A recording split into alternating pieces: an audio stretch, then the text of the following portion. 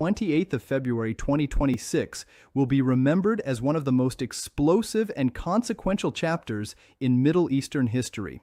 What began as a high-stakes military operation by the United States and Israel against Iranian strategic targets quickly escalated into a titanic confrontation that drew in the Islamic Republic's Revolutionary Guard Corps and unleashed a storm of retaliation across the region. At the center of this seismic shift was the reported killing of Iran's Supreme Leader Ayatollah Ali Khamenei, an event that ignited fury from Tehran's highest ranks and unleashed an unprecedented series of attacks on U.S. military installations across the Middle East. As the sun rose over ancient deserts and modern cities alike, the world suddenly found itself on edge, staring down the specter of a much broader war. From the outset, the news of Iran's supreme leader being killed in a combined U.S.-Israel operation sent shockwaves through capitals and command centers, not just in Washington and Jerusalem, but in capitals from Riyadh to Amman, from Doha to Abu Dhabi. Iran's state media later confirmed that Ayatollah Ali Khamenei had indeed been killed in the strikes, announcing days of mourning and warning that the nation's response would be decisive and without leniency. In the hours that followed, Iran's Islamic Revolutionary Guard Corps issued a chilling statement, declaring that it had launched what it called its most ferocious offensive against U.S. military installations across the Middle East, claiming strikes on up to 27 U.S. bases in what Throne described as retribution for the death of Khamenei and the attacks on Iranian territory. This claim immediately lit up international news wires and social media, sparking both fear and disbelief as the world tried to grasp the scale being asserted by the IRGC leadership.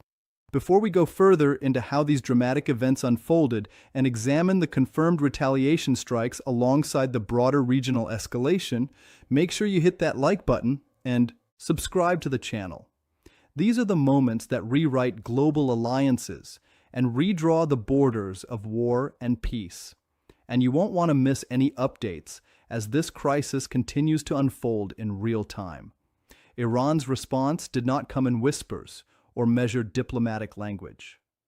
From Tehran, missiles and armed drones were launched in rapid succession, flying across borders and seized toward targets identified as American or Allied bases, as well as military facilities tied to Israel's defense network. According to reports, Iranian forces struck at U.S. military sites located in Bahrain, Qatar, Kuwait, the United Arab Emirates, Saudi Arabia, Iraq, Jordan, and other Gulf states that host American troops, an assault that the IRGC described as punishment for foreign aggression, and an assertion that American and Israeli assets in the region had become legitimate targets.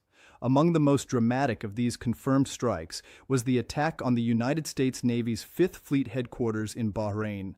Videos and witness accounts from the capital Manama showed anti-aircraft defenses lighting up the sky as explosions echoed and smoke rose near the Naval Command Center.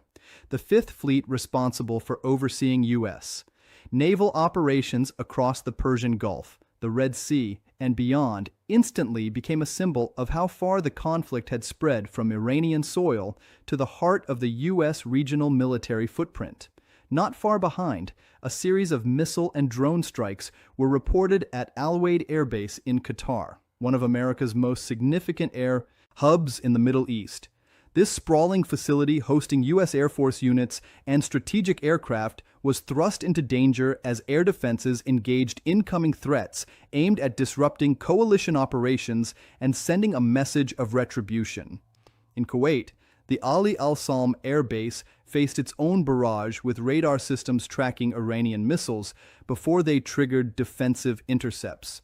Although reports indicated that many projectiles were intercepted, the mere act of targeting such strategic installations underscored Iran's willingness to strike deep into territory long considered secure. Across the Gulf, Al Dhafra Air Base in the United Arab Emirates was also reported under threat as air defense batteries lit up the skies to protect the installation hosting American and Allied aircraft. These concerted operations spanning several countries and involving multiple waves of weapons marked an escalation that few in the world had anticipated just days earlier. While these bases stand out as the confirmed major targets of the Iranian retaliation, the broader picture painted by the attacks was one of near-simultaneous multi-directional strikes. Reports circulated that missiles and drones had been fired toward locations in Saudi Arabia, Iraq, and Jordan, raising fears that the conflict could expand beyond an Iran-US standoff and pull additional regional powers into the vortex. Alongside military targets, civilian areas were not immune. Explosions were reported in cities across the region, and defense systems in several Gulf capitals were activated to intercept incoming threats. The emotional impact on local populations was immediate. Sirens blared, families sought shelter, and the normal rhythms of life were shattered as the reality of war bore down.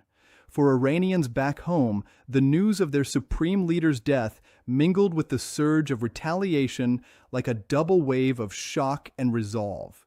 State media portrayed Khamenei as a martyr and a symbol of steadfast resistance against Western and Israeli aggression, while the IRGC framed the military strikes as a sacred duty to defend the revolution and punish those who dared violate Iranian sovereignty.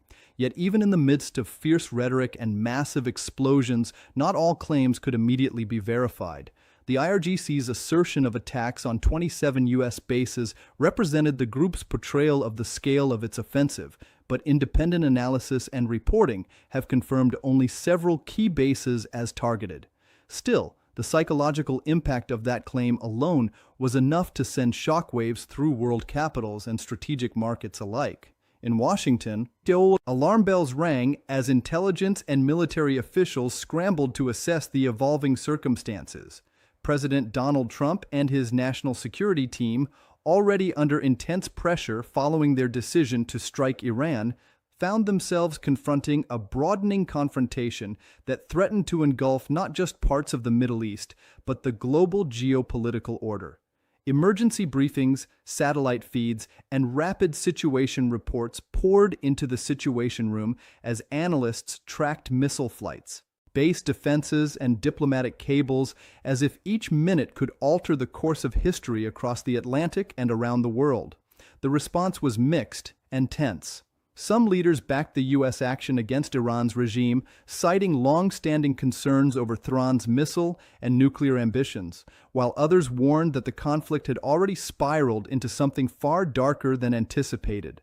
Condemnations and calls for restraint echoed from capitals in Europe and Asia, even as defense pacts and regional alliances were tested by the sheer scale of the confrontation. Saudi Arabia, once cautious about allowing its airspace to be used for attacks, publicly condemned Iran's strikes on Gulf territory, declaring its readiness to support fellow states and warning that continued aggression would carry grave consequences. Its crown prince reached out to allied governments to coordinate defenses and solidarity in the face of a crisis that had touched multiple capitals. Meanwhile, smaller nations, some hosting U.S. troops and others merely caught in the crossfire of regional turmoil, faced an agonizing calculus. Their citizens grappled with the realities of potential travel disruptions, flight cancellations, economic uncertainty, and the looming threat of further missile activity overhead. Airlines suspended flights over conflict zones, and global markets reacted with nervousness at the potential for destabilization in oil-producing regions. Back in Iran, the narrative was starkly framed as an existential struggle, one in which foreign powers had dared to violate the sanctity of the nation and pay the price through unified resistance. The Revolutionary Guard's statements emphasized that no target within range was off-limits and that any continuation of external military pressure would invite continued counterattacks. These declarations resonated through fiber optics, radio waves, and television screens, stirring both nationalist fervor and international dread. For the families of American soldiers stationed at bases that had been confirmed as targeted, the tension was palpable. While official reports indicated that many incoming attacks were intercepted by layered defense systems, the risk of injury or worse remained a daily reality. Correspondence between troops and loved ones carried undertones of anxiety, exacerbated by the knowledge that the Big Bear conflict had now expanded beyond nation-state rhetoric into kinetic exchanges of missiles and defense systems. As the situation continued to unfold, Iran's government insisted that its retaliation was not random nor uncalculated. Instead, it portrayed the strikes as calibrated moves meant to signal that any future aggression against Iranian soil or leadership would be met with responses that challenged the assumption of safe military bases anywhere in the region. It argued that decades of perceived oppression and external intervention had left Tehran with no option but to defend its sovereignty with all available force. The global fear of war grew as experts debated the long-term implications. Analysts warned that if diplomacy did not emerge swiftly, the region faced the risk of protracted conflict that could draw in additional actors from outside the Middle East, reshaping alliances and influencing global security dynamics far beyond the current day. Nations dependent on Middle Eastern energy exports expressed concern about supply disruptions, while defense contractors and markets closely watched for signs of sustained instability. Even within the tumult, efforts at mediation began to surface. Voices urging negotiation rather than escalation gained traction in international forums, with calls for ceasefires and diplomatic engagement rising among global institutions and concerned nations. But the reality of ongoing missile barrages, combat rhetoric, and psychological stress on populations made any swift path to peace appear distant. As night fell over Gulf deserts and cities rattled by warning sirens, the world held its breath. The attacks that followed Ham's death had unleashed a chain reaction unlike any seen in recent memory, a dance of missiles and defense systems that blurred the line between retaliation and escalation, between targeted military engagement and the specter of something far more vast. For now, the Middle East remains a tinderbox, a flame with uncertainty and human emotion, caught between the depths of ancient history and the cutting edge of contemporary conflict. Each side believes it is justified. Each father and mother fears for their child, and each nation watches closely, hoping that wisdom might yet temper the fury that now commands the battlefield. In the end, the events that transpired after Ham's death are not just a series of strategic maneuvers and military strikes. They are a stark reminder of how fragile peace can become once the instruments of war are unleashed. The claimed attacks on 27 bases, real or still partially unverified, have forever altered perceptions of military engagement in the region. What happens next will be shaped by decisions made in command rooms, negotiations whispered in shadowed corridors, and the courage of people everywhere who face an uncertain tomorrow. And as this crisis continues to unfold in real time, stay tuned to this channel for the latest dramatic updates. Hit that like button and subscribe because